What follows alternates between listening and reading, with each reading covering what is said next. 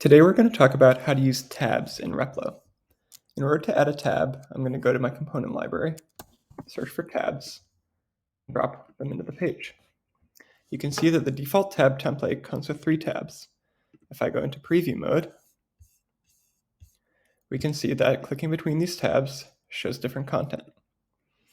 In order to edit the content of each tab, I can go in and, just like any other component in Replo, I can edit it. If I want to switch between tabs to edit the content of other tabs, I can either click on the tab that I want to edit, or I can use the arrows to go between tabs without clicking on a tab. If I want to add a new tab, all I have to do is go down here to the tabs menu component.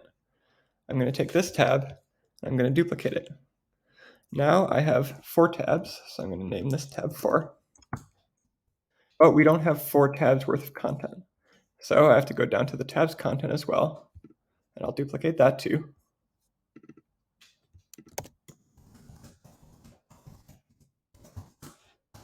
Now we have a 4th tabs panel.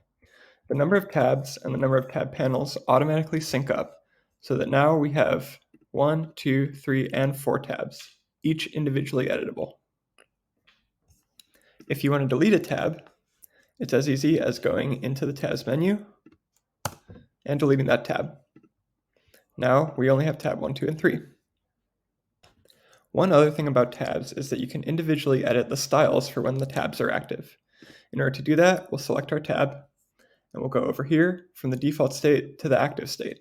For example, if I wanted to make this tab have a red background when it was active, I can do that.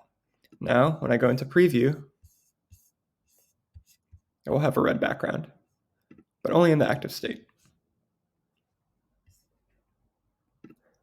In Replo, tabs can even be nested.